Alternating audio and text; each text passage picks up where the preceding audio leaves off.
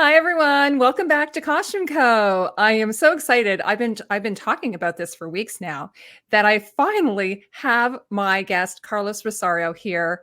He is the costume designer behind the new FX series Shōgun. In the behind the scenes they go Shōgun, but I say Shōgun because I'm Canadian. And anyway, Carlos, finally we made it happen. You're here. Thank you so much for joining me today. Oh, please. Thank you for having me. Thank you so much. I'm so happy that we finally made it happen. So Yeah, and you're very super excited. busy. Very Uh, excited. First off, congratulations on this show. I've only Thank you. seen 3 episodes. Magnificent. Like Thank you. I can't I'm beside myself about it. I'm so excited. Tonight there's another episode, so that's truly That's true. thrilling. That's true. Yeah. And but anyway, I wanted before we get into it, why don't you tell everyone a little bit about yourself because they may not be familiar with you and how you got into costume design. Okay. So the way I started in costume design is, well, let me start saying that right now I'm in the south of France. I am Super French. jealous. It's a beautiful area. I'm in a small town called Perpignan. This is where I was born, and my parents are from Spain, from the area of Valencia, 1 hour south of Valencia in Gandia. And so the way I started in costume design is actually I started in fashion. I didn't want to do. I didn't even know that costumes were needed in movies. My first passion was fashion, so I ended up going to Paris when I turned 18. I did my fashion school there. I wanted to learn as much as possible about everything, so it wasn't just about building, fashion collections, and it was about the history of clothing. It was about learning about fabrics, dyeing fabrics. It was about drawings and pattern making too. So I tried to learn a little bit about everything. And while I was there, the interesting thing is that I had to do internships. And the main internship that I was doing that I liked the most was at Christian Dior. So the interesting thing about Christian Dior is that at some point, after a few internships, they started hiring me as a freelance stylist. And my first connection with costume design was because at some point we had to design a collection based on the 100 years of cinema. And it was a collection that was presented at the Théâtre Marigny in Paris, and all the models were French actors. And the way that collection was built was actually the same way we build, boards to design costumes for actors, right? And so, we went back to Hollywood from the 50s, the 60s, and all that. And so that was my first connection with costume design. That's, I think, when I started realizing, oh, costumes are needed in movies, right? And so after that, after a few years, I went as a tourist to Los Angeles, and a friend of mine told me, why wouldn't I bring with me my drawings? And so I brought my drawings with me, and one thing led to another. I met somebody that told me that in order to work in movies, I needed to be in the union. Since I was there, I said, well, why don't I just apply and let's see what happens. So at that moment in the 892 union, Costume Designers Guild, there were three different categories: illustrator, assistant, and costume designer. Since I didn't know anything about costume design, I applied as an illustrator, and I got really lucky because the jury, I presented my work, they loved my drawings, and then the president of the union, who was the head of the jury, 2 weeks later got the job as one of the costume designers on Batman and Robin. And so that was in 96, I believe in 96. And so he called me and he asked me if I wanted to do the drawings for Batman and Robin. So that was my first job. And then, Wow. and that We was were just amazing. talking about this the other day because my husband didn't remember that George Clooney was Batman. And I said, "Of course, Batman and Robin. So you were on that film. That's amazing with George Clooney." Exactly. Exactly. And so after that, one thing led to another, and I met Colin Atwood. And so I worked with Colin Atwood for a couple of years as her illustrator. So we did Planet of the Apes and Sleepy Hollow, Lemony Snicket, many, many movies. And then I started working as an assistant designer. So I was assistant designer on Walk the Line, Tron Legacy, Three Kings, and movies like that. And then after that, I started designing. Just a few years ago, I started my career as a designer. So, and then that led to this. What a career. Oh my gosh. Amazing, Carlos. There's actually a wonderful show about Christian Dior on another network that I absolutely am enjoying. Yes, So I don't know if true. you're I have watching. to watch it. Yes, yes, I have to watch that. Well, anyway, we don't have a lot of time, so we need to talk about Shōgun, right? So, Good. so this led to Shōgun. So how did you get involved? Did you get a phone call? Did someone say, "Hey, come and No, have lunch with me," or what happened there? so like I said, I was one of my first job as an assistant designer was on Three Kings, and I stayed in touch with one of the producers from that project. So that was like 30 years ago. And he What are you always talking about, Carlos? You're in your 20s. There's no way that was 30 years ago. Come on. No, it's true. I'm going to be 50 this year. I started You my look career amazing. when I was 21, so I'm going to be 50 this year. Yeah. Now everybody knows. You have good skincare. Well, I don't know, maybe it's the light. You see, you distracted me. Sorry. So yes, so basically, a producer that I knew from a long time ago contacted me, and we always tried to work together. It never worked out, and so he sent me 2 lines. That was in the beginning of 2021, so that was just after the pandemic. And he sent me 2 lines saying, "Hey, I'm just have this show. It's in Vancouver. It's about feudal Japan. It's 10 episodes. Are you interested?" And it's called Shōgun.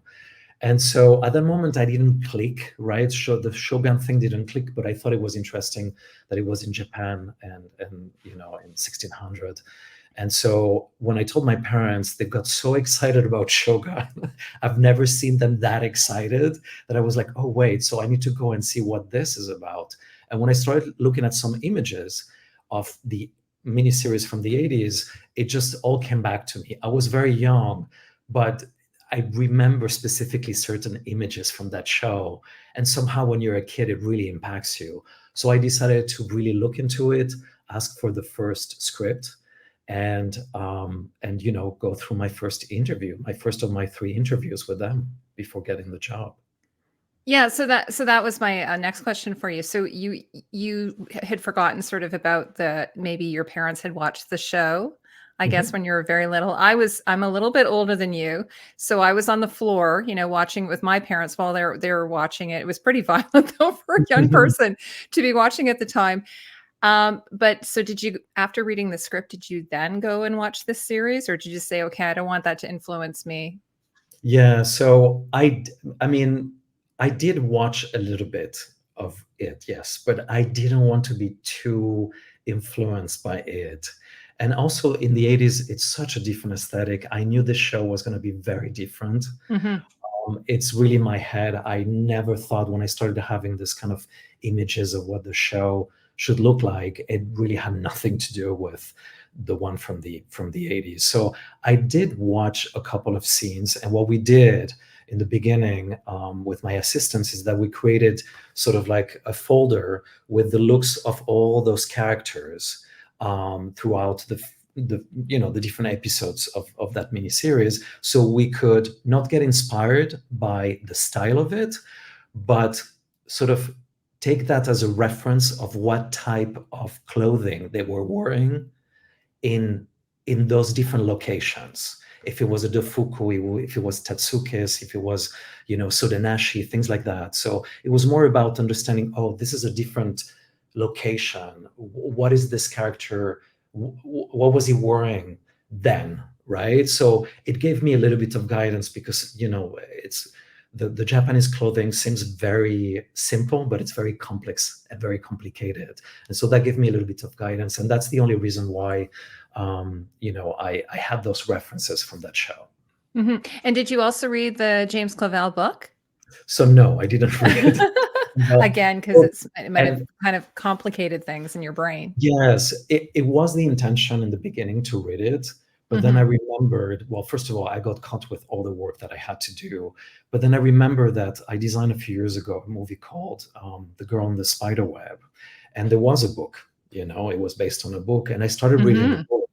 And I remember, I mean, it just became a torture for me because I would read the script and I would read the book, and then you have all these mental references that kind of like makes your sort of creative and intuitive process more complicated. And so for me, I just wanted like a blank canvas, understand what the showrunner's vision was, what the studio wanted, what the actors wanted, what the crew would just support me with. And I thought that was a way healthier way of designing the show, just being open to whatever would unfold in a way. Absolutely. Yeah, because it's a process, right? And I mean, Um, even throughout the production, I'm assuming that there were changes that were made along the way, and did you have to kind of go with the flow? Like things weren't like carved in stone necessarily? yeah, I mean, that was my thing. I mean, if my assistants listen to this, they're going to start laughing, but that is my thing. It's just, I always say two things all the time. It's like step by step, and Hmm. then let's go with the flow, because I believe that in design there is a timing for everything, and there Hmm. is no need to rush, because if you rush something, it bites you in the ass later on. And so I think you need to just wait until the right time and the right idea, the right seed of what needs to be designed comes when it needs to come. So you need to hold that space very tight in a way, and create that container where things are going to unfold naturally. That's a wonderful answer. I really enjoy that. Okay, so now my big question for you is obviously something as massive, this undertaking. It's sort of almost like a mini movie, or not a mini movie, but like a big movie, but with 10 episodes of a It was movie. 10 movies. It was 10 Yes, movies. 10 movies. So the enormous undertaking. Where do you begin?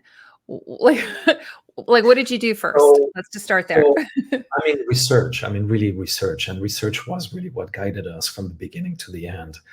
Um, So I think, we were in touch with an expert that teaches at the University of Kyoto in Japan, Frederick Krins, and it was my person to go to when I needed to learn about anything. And he's the one that guided us throughout everything for the 10 episodes.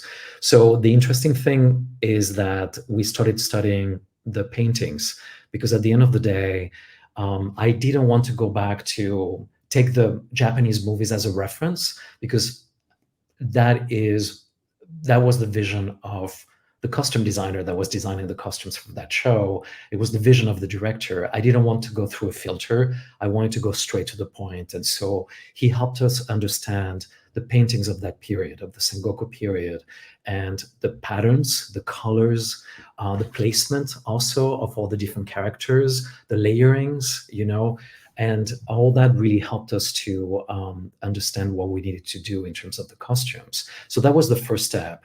Then we also did a lot of research, going to all the archives of all the museums around the world that would have pieces of this period.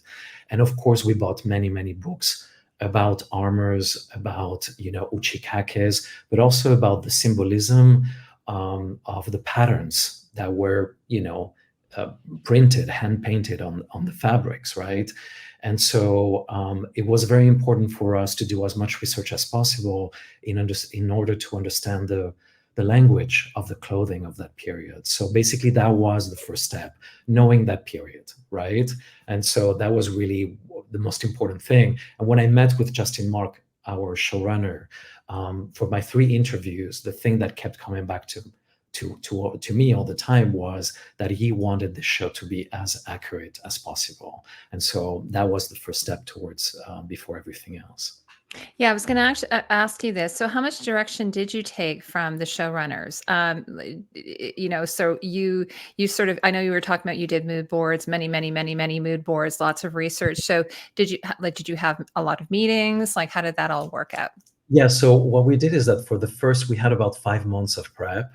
So what I did is that I pushed myself to, and I think it really works very well for me on every movie, is that I really need, that is the only moment where I'm in touch, where I can have time, private time with the showrunner and the producers.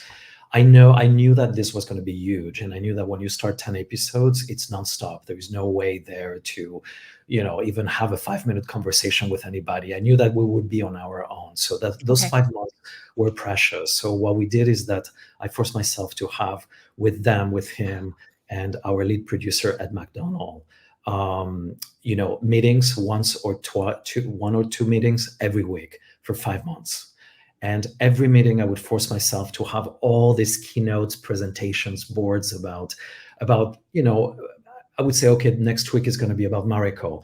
So I would do all the research that I could possibly imagine doing about that character, all my ideas, all my concepts, color palettes, the also ideas for the patterns that I wanted to create on her textiles. And that was really my way to stay on track and get on time, so I would be able to deliver at the end of September. And you were doing, I guess, a lot of this virtually because it was during the pandemic. So did you do it all through Zoom? It was all through Zoom. Everybody How do you was touch rolling. the fabric and Oh my God.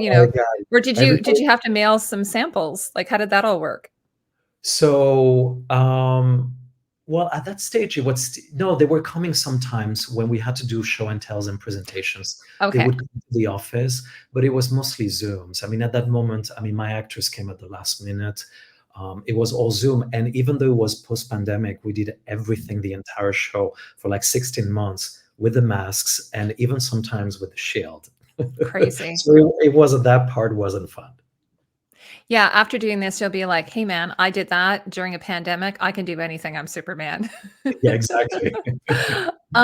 So one question, or actually, I think when I was speaking to, I've been reading a lot about the historical accuracy. The show has Mhm. really aimed to be historically accurate, sort of like the Northmen, really attempted to be historically accurate where Vikings are concerned. So I know you aim for that. This is what the showrunners wanted. But at some point, did you say, you know what? I really need to tell the story. I need to, show Absolutely. my characters. And so tell me a little bit about that then. Absolutely. And I'm glad you bring that up, because sometimes it's an interesting aspect that we need to talk about. That is part of costume design. At the end of the day, we're not designing costumes for a documentary. This is not the History Channel. You need to tell a story. And I don't think that people understand the power of the visuals, right? And the power of costumes. So, it's good to be accurate and historically in alignment with everything that was done at that period. But the thing is that there is also, when you create your characters, you also need to understand that there is an emotional, psychological, almost energetic aspect to that. So, some characters are more historically accurate than others. For me, Mariko was probably the heart of the show. So her costumes are mostly, the driving force behind it is more the emotional factor, more than all the other characters. So yes, absolutely. At some point, as a costume designer, you need to focus on, their emotional arc. What is the character trying to say, and where do you start? What is the middle line, and then where do you end their evolution? And that evolution needs to be transcribed through the costumes. So yes, you are absolutely right. There is the accuracy part of it, but there is also the emotional aspect of it that needs to be represented on the costumes. But the good thing that really actually saved us is that in the James Clavell novel, there are a lot of things that actually are not historically correct. So that really gave us a little bit of room to play with for our characters. And the fact also that the Sengoku period was a period of transition, it also helped me a little bit to play outside the boundaries, right? And so, in a way, what was also very exciting is that our showrunner, Justin Marks, also understood that. He understood that, yes, let's know as much as we can about this period. Let's create a very strong foundation. But if we need sometimes to play outside the boundaries of that container, let's just do it because it's going to benefit the visuals in a way that they're going to feel more approachable to the modern audience. Mhm. I want to mention, just so we're almost halfway through, so that there is a wonderful behind the scenes of you that FX put out, and it came out last week, I believe, after the third episode. So I'm going to put a link in the description, and if anyone wants to check it out, it's wonderful.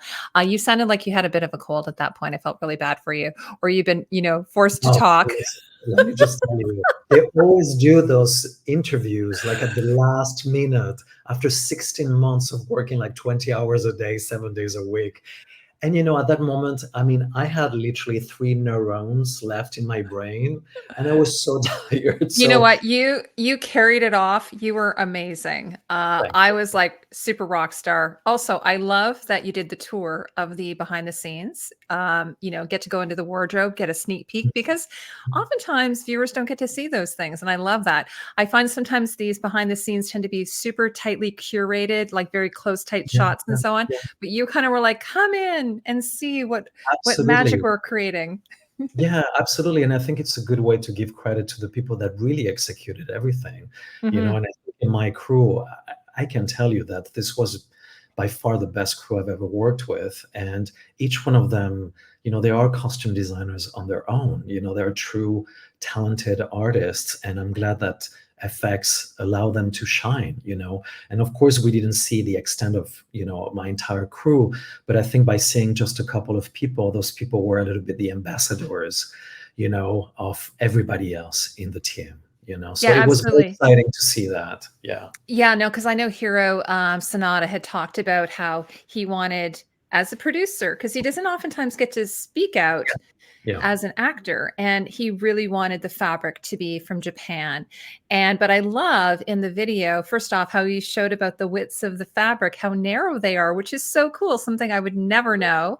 But Mhm. also that you would still go in and paint on top of it and embellish, and like the feathers, you would dye them. So all of the extra things that the love that you gave to the show, Thank you. aside from what you purchased, sort of like ready-made type thing. Mhm. So Yes, yes. And let me tell you the story actually about the fabrics, because we started swatching fabrics in America. And I got boxes and boxes of swatches, and there was nothing that really was very exciting. I could find certain elements that would be just for underlayers, but I didn't see anything that was just sort of like a character fabric, right? A character piece, and that would help me to create character pieces. So that's when we decided to go and look in Japan. And I think that when we started seeing the first few fabrics coming from Japan, I mean, it was a done deal. We saw those fabrics, and they were so, I mean, they are the ones that created the show because they were so unique. They were so special. yeah, I They have a few pictures here I can share yeah, I here. mean, they were beautiful. You can never find that anywhere else in the world. They are absolutely unique, extremely expensive. They come in sort of bolts of like 10, 11 meters. Mhm. And I don't think the show would have looked the same without them. So what I did is that I did a big presentation for the studio to show them the potential of those fabrics. And I think it's great because then my budget kind of like,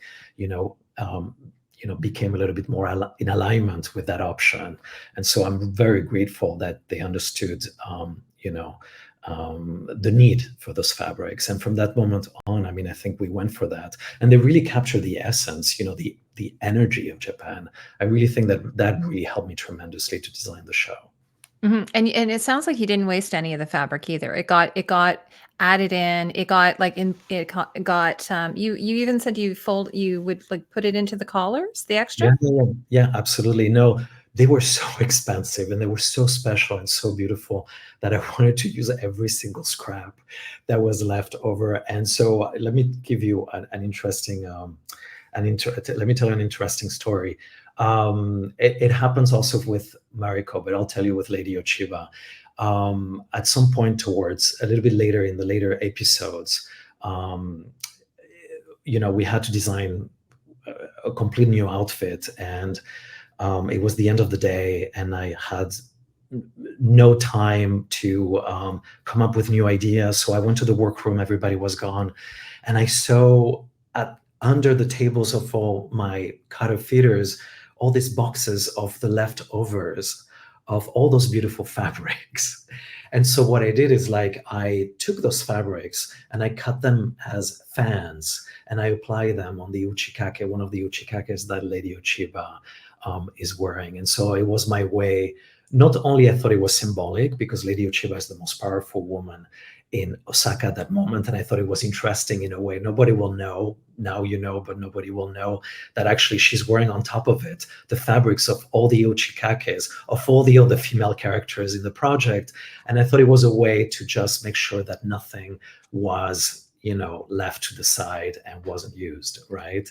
So that happened also with Mariko, with another one of her uchikakes, in which I used the back part of the scraps of all those beautiful fabrics. And so it was really about recycling and doing as much as I could with them because they were unique. There was absolutely, I mean, they were very special. I absolutely love that. And I'm kind of skipping ahead here, but do you know, like I know that there were some exhibiting of some of the costumes, but do you know, is there any plan for the collection, like some of the key pieces to go on tour at some point? Has there So been I don't know, discussion about that? know if going on tour, but there might be a possibility of, and this is just like really still early stages, but there's been a few talks about, possibly doing an exhibit. Yes. So we'll Oh, see. that would be Fingers crossed, because that would be amazing. Yes. absolutely. So one of the things I was wondering, because not just are the costumes gorgeous, but the hair, the makeup, the props, the exterior, the interiors. So how closely did you work with the other departments to sort of come up with a beautiful, cohesive look? Well, I mean, let me just say this. The person that I collaborated the most with was our prop master, Dean, who you spoke with. Yes, I did have an opportunity to chat with him. He's lovely. Exactly.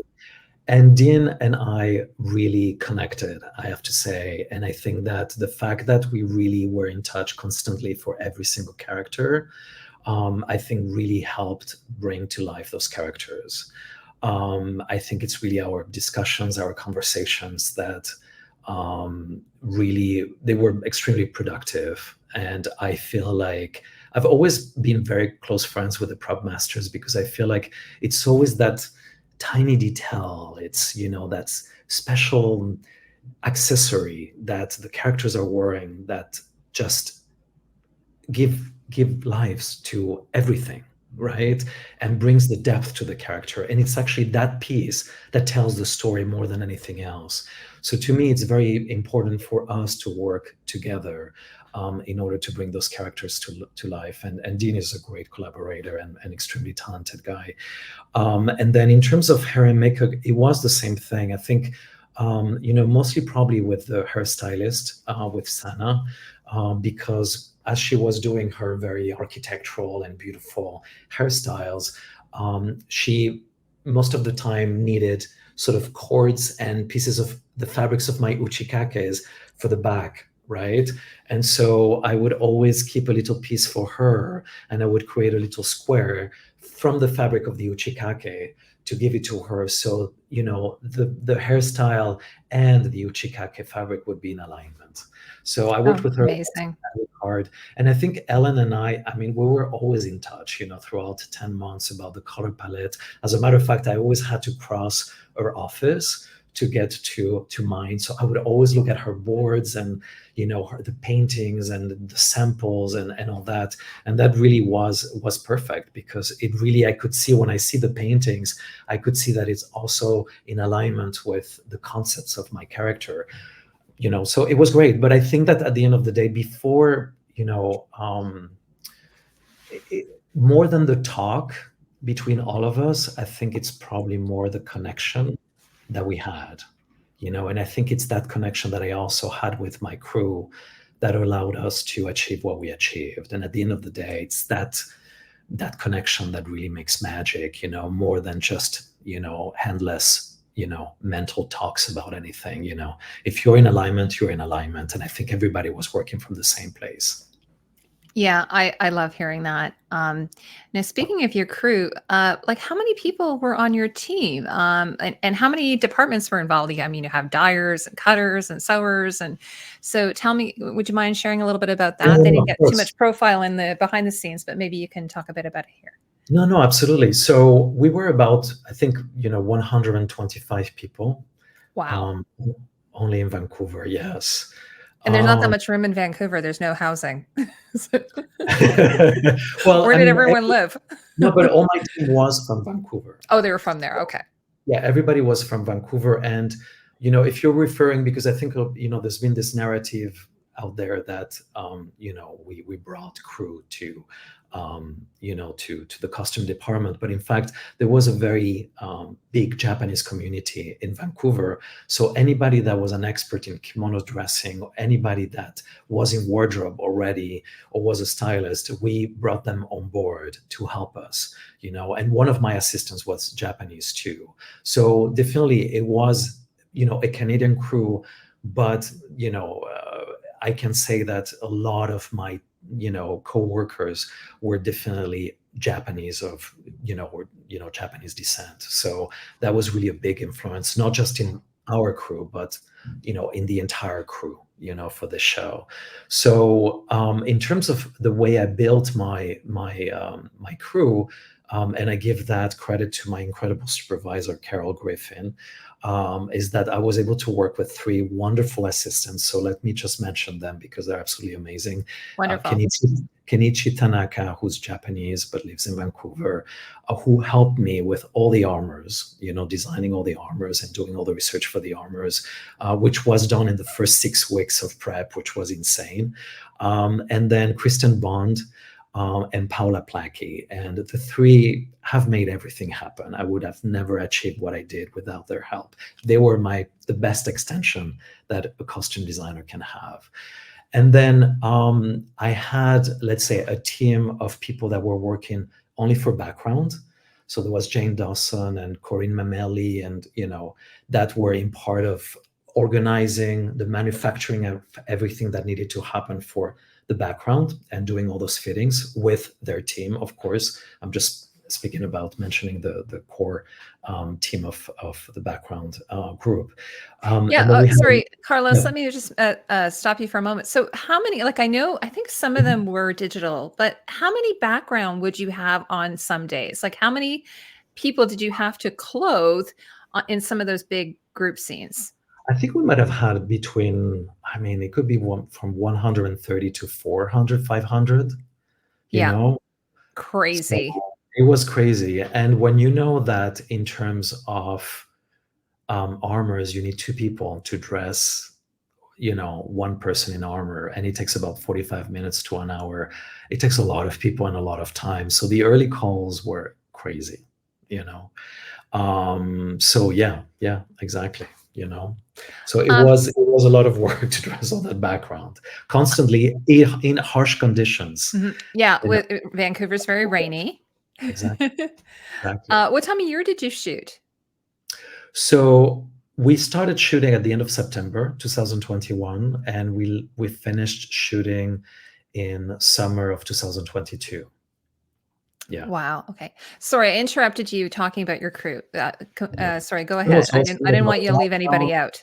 No, so I was speaking about the background. Then I had, of course, we had coordinators and all that, shoppers and all that. I had one lady, Evelyn Lung, that helped me with to understand the textiles of that period. So she was doing research for 16 months, pretty much. Like we did so many boards about the different patterns of that period, understanding what they were, So because that's also another way to explain who the characters were. So I wanted to make sure that we would tell the story accurately, right?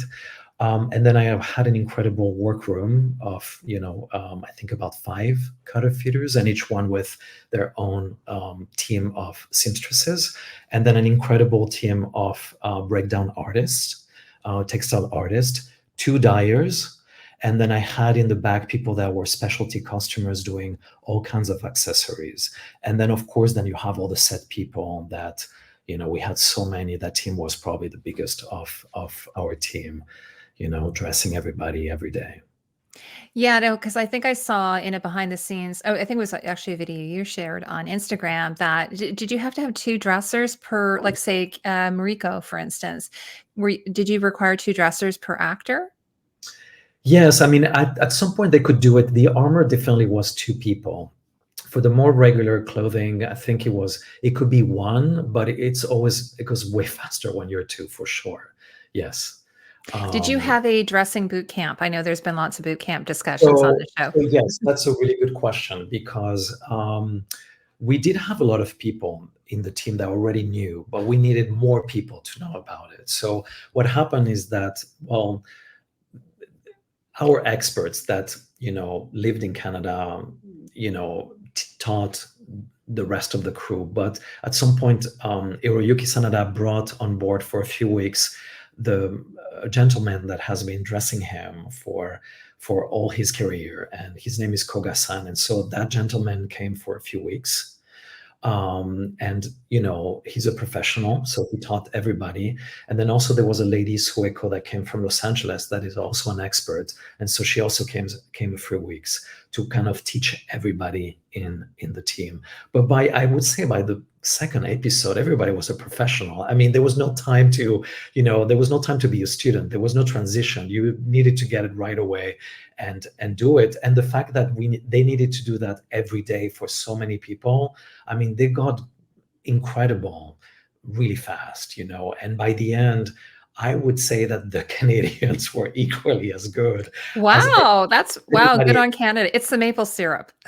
Yes, no, it was amazing. They did an incredible job. And those clothing, those types of clothes are not easy to dress for sure. Mhm. So another question I have, maybe you don't know this question, is how heavy, let's say Mariko, who has multiple layers, how do you know how heavy it is? Did you ever think, I'm going to weigh this? I never wore it myself, so I can't I would tell have you. been like, you could put her on the scale without the outfit and then and then just subtract. Yeah. Well, maybe on the next one. Do you have But any, I mean, was it backbreaking after a while, like carrying these costumes yes, around? and she, that information came to me after a few episodes that it was really heavy for her, and of course she was the main actress. She was wearing those looks many, many times. Lady Ochiba's costumes were probably heavier because she was wearing more layers, but Lady Ochiba was only with us for a couple of scenes. She's not the main character. So Mariko was pretty much every day. So yes, she did have neck problems. She had shoulder problems. And, I mean, she was wearing every single layer. And the fact that we wanted to keep the under layers as accurate as possible, because I knew it was going to impact her way of speaking and her way of moving, we couldn't really create any shortcuts. Yeah. So at the end of the It, day, she made it work. She was a good trooper, and yeah. it's kind of like when you do a period film with like corsets or, having to wear all the underpinnings and things. But do you think that though it must have helped her? I mean, I'm sorry that she was uncomfortable, but it must have helped her in terms of her movement, Mhm. her character. Did she express that to you at all? Yeah, absolutely, Mhm. absolutely. I mean, I think that that's the reason why we kept every layer exactly the same as it was. I think for her, we at some point we made the underlayers a little bit shorter, right? So it would at Mhm. least, alleviate that weight. But yeah, but there was nothing we could do about it. So she was vocal about it, yes, but she made it work. She's you know she did a great job, so I think Mhm. at some point she got used to it probably. And also, it's probably really hot. Like on some of the days when, the weather's humid or something, it must be very hot to have all those layers. Although maybe silk breeze and it isn't. I don't know what are your But what it is was in Vancouver, so it was cold it was all the oh time. really? Okay. It was cold the whole time. Maybe by May, June it was a bit warmer, yes, but it was cold all the time, so I don't think that was Okay. the problem. In a way, that was actually, I heard from the actress saying that actually that was good for them because they didn't need to wear any kind of like big coat on top of the costumes because their costumes already kept them warm. Oh, okay. Well, that's really good to know. Yeah. Um, okay. So again, you don't know I'm asking these crazy questions like how much does a costume weigh? Do you have any clue how many costumes and all you made? I heard that you made pretty much everything. When I spoke to Dean, he was able to find actual pieces from the 1600s, which is crazy when you think about it, like saddles and things like that. But he said, Mhm. no, Carlos insisted on making everything. Is that true? Yes, yes, absolutely. I think when I said that in the beginning, everybody looked at me as you're absolutely crazy, but we did it, and it was the only way to do it because actually we rented some clothes from rental houses in Japan.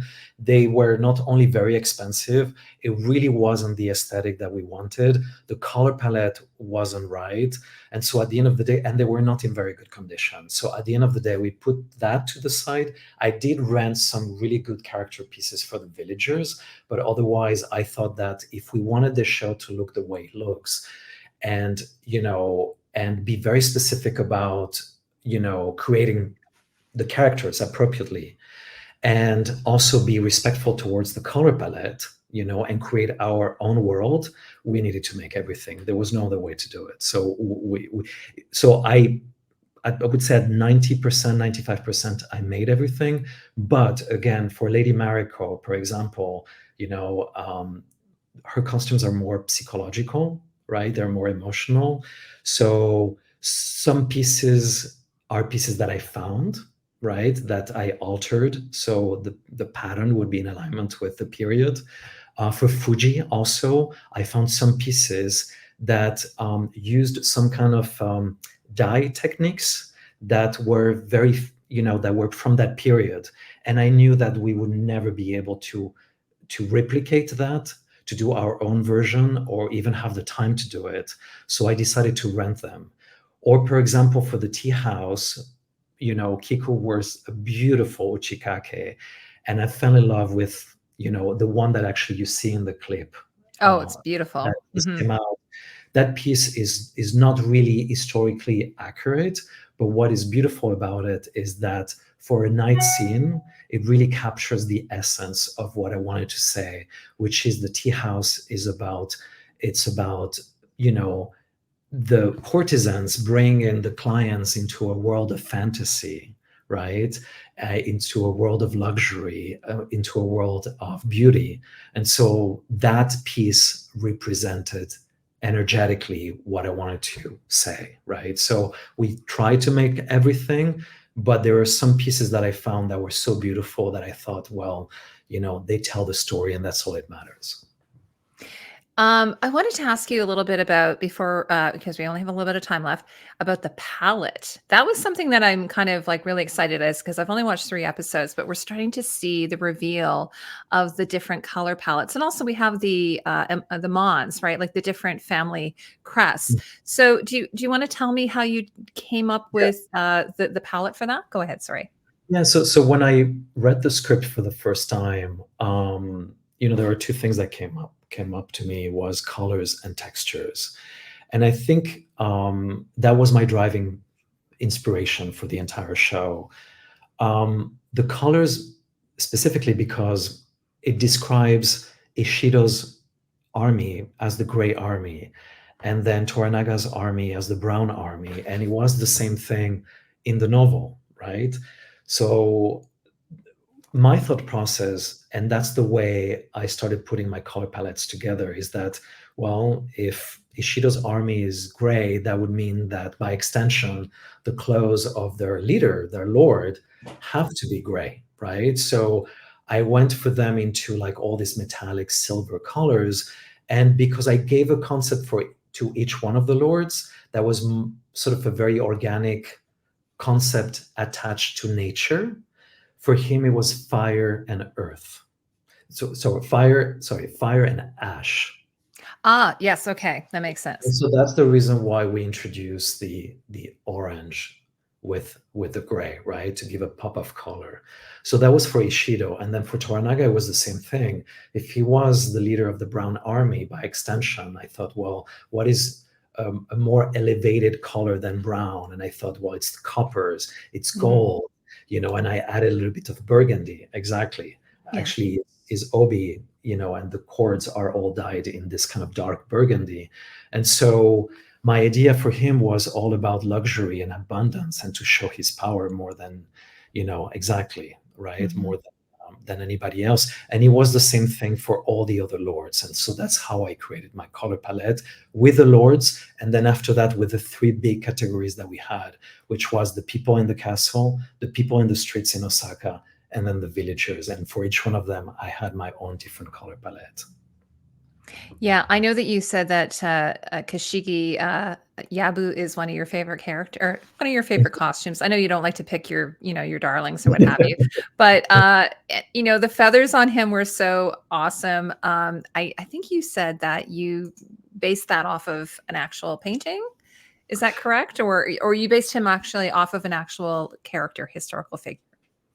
No, so for him, his armor, because a lot of these characters are based on real characters. So for the armors, I got inspired by the real armor that he was wearing, but the Mhm. Jimbari was different. I think it's just because I started doing a lot of research, and when I spoke with actually the daughter of Mr. Kurosawa, she told me, it's the Sengoku period.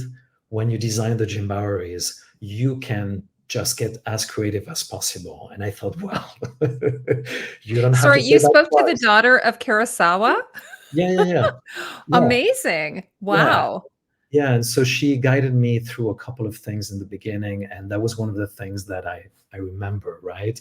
And so by doing my research, I found all these Jimbaris that were made out of feathers, and I thought, well, this is beautiful because that way, to me, he's a very complex, complicated character that plays by his own rules, and I wanted him to be a little bit off, a little bit different, a little bit like a rock and roll star, different than Mhm. all the other lords. And I thought the raven feathers would give him that look of just being, just kind of like playing by his own rules and just doing his own thing, and just being maybe a little bit cooler than everybody else. Yeah, his faction, I mean, he's under Toranaga, but they're sort of in green. Is that sort of a subset of the faction the Brown? Uh, Well, I mean, he has his own army, so he's okay. defending his own section, by itself. So yeah, so that's why for him it was green. It was about nature, about bark. So we created in the armors a lot of texture that was related to the bark, and so it would be very textural and in alignment with nature. And I like that idea because it made me feel like the costumes were going to be a little bit more organic than later on in the Edo period, where things are a little bit more flamboyant and shiny and colorful and all that. Now, I know we've talked a lot about the Japanese costumes, but I mentioned to you on Instagram, I absolutely love some of the European costumes. Like, for instance, Right. Rodriguez, Yes. love him, and Hector, the actor who plays him, fabulous. So, and Amazing. also I noticed that there's a little bit of Japanese influence in his outfits. So, do you want to just speak very briefly about some of the European looks that you came up with, like how you put your head there? Yeah. So you're speaking about Ferreira and Uh, and and, and uh, Rodriguez? Rodriguez and Rodriguez. Okay. Yes. So Rodriguez, I'm glad that you asked me this question. Nobody has asked me this question before. So actually, this was Justin Mark's guidance about this character. He told me that Rodriguez has been living there for a while, and so he wanted to me to design a look for him that would still look Western, but that there would be an influence of Japan. And so, but it had to be in a subtle way, right? And so, what I did is that he's not wearing the basic blouse, he's actually wearing a kosode as a blouse. And so, that was my way of saying, well, this character has been living in Japan for a while. And so, he has found this kosode that he has cut, right? And that he has turned into a blouse, and so that's the reason why the he wears a kosode instead of just a blouse. Mhm. And so I felt that was a subtle detail that tells who the character is, right? In terms of Ferreira, he's a character that is so bigger than life and also extroverted, and I wanted to make him look like really he was the leader of the black sheep, right? So I really liked that jacket because it was inspired by a jacket that I actually found in Vancouver that was made out of silk, right? And so the pleats were very thin and it was very sleek. And I thought, well, why don't we just sort of use the same concept, but in leather, and let's see how bulky it gets. And I thought, well, maybe it's going to get too bulky. But then it worked out beautifully. And then, we started breaking down the leather and it looked beautiful, right? And I thought, well, this looks like an armor in a way. And I thought it was perfect for this character, right? Mhm. And so that was for him. And then for the parrots, I mean, really my inspiration was like, you talked about it on your last video, but it was more about this kind of like, I had in mind this painting of Rembrandt, right? And with all this kind of like muddy, sort of muted, sort of dark and gritty colors. And so, that was really the concept for them. I think it was really about keeping them as simple as possible. They've been on that ship for a long time. I think to me, that's where the textile artist could shine, because each one of those fabrics were dyed, over dyed, broken down, shredded. It needed to feel gritty and greasy, right? And Mhm. so, but there was a simplicity to those looks. And actually, it worked out very well because it looks almost like a painting. Yeah, the actor who plays Ferreira, he's the actor who's from Toronto, by the way. He's actually Oh, Portuguese. He's Portuguese Canadian, I yes, was yes, I reading, which is remember. very Yes, yes, cool. yes. Yeah, that's true. Um, That's true. Actually, when I looked at his doublet, some of the pleating techniques that you use there, I was like, this looks like something you might see on a runway. It's very couture. Yes, he knows. I mean, I think that costume designers, influence a lot of, fashion designers. Oh, So absolutely. we'll Mhm. see if there's like a Japanese wave of inspiration in the Yeah. fashion world. The other thing I love is the I don't know, would he be the cardinal? The ruff. I love that Oh, yes, beautiful ruff. Delacroix, right? Yes. Oh, so And actually, gorgeous. Nancy, one of our specialty costumers, created that. And I mean, she did a beautiful job. So she presented me all these different laces. And so we starched them. And then You she did it like traditional. we did it traditionally. And it was really interesting because um, when she showed me, so she showed me a couple of examples and we decided for one, and then she made it. And I felt like the width between the pleats was not open enough. So she did something beautiful. She inserted inside, like sort of like a little plastic piece that would allow the pleats to actually stay open. Yeah, So because you want it to kind of almost be like exactly, a figure of eight sort of going correct, up and down. correct. Oh yeah, it's absolutely beautiful. And then there's like, I don't know if there's beads on the end. I'll have to look at the picture again. Yeah, I think And so. then Yeah, the other thing I love is that their hats, when they take them off, they shave the tonsure. right. I hear because that's to keep them cool. Is that Yes, true? yes. Which Well, I is, mean, I and think, also the Japanese as well. yeah, and you know what? That came also from the paintings. That was very clear that it was on the paintings that we saw. And that look for all those priests, definitely was more about creating a silhouette. And that silhouette was very clear in the painting. So, but that was actually fun to design them because it was such a silhouette that was very different from everything else in the show. And the hats we obviously made the hats too. That was a little bit difficult, but it was fun to put those characters together. Yeah, I love it because it sort of really immerses you in the world and you can sort of imagine yourself, even though we're in 2024, we can sort of in a way imagine ourselves being sort of dropped into that world, kind of like John, we're like a fish out of water. Um, by the way, before we finish up, maybe I'll just ask you one question about him Yeah. because we didn't get to touch on him. We're going to see some, I haven't seen all the episodes yet, but I know already I've seen him in three different looks. So we will see some growth in his costume. Do you want to just sort of give a little teaser to that So ahead you're of speaking tonight's about, episode? are you speaking about Blackthorn? Blackthorn. Oh, yes. Blackthorn. Yeah. Yes. Yeah, so Blackthorn, I mean, his concept was that once he removes his sort of pirate look, the breeches and the blouse, in a way for me, him removing that outfit is sort of, letting go of his old identity. They're stripping him from who he was, right? And so he's introduced to the Japanese culture for the first time wearing that very simple kosode that he wears in episode one. And I think it was good that we kept it very simple since the beginning, because in a way it gave us really a lot of space later on for the evolution of his costumes. And so the concept was very simple. It was that as the story unfolds and as he's more emerging to the Japanese culture, I would start giving him more Japanese clothing pieces, right? Whether it's a tatsuke, the fuku, a sodenashi, etc., etc. So it was a way for me to build this new character that was introduced to the Japanese culture, and in a way that was going to change his way of speaking, his way of behaving, even his way of moving, because those Japanese clothes are restrictive. They are very different than just a blouse and breeches.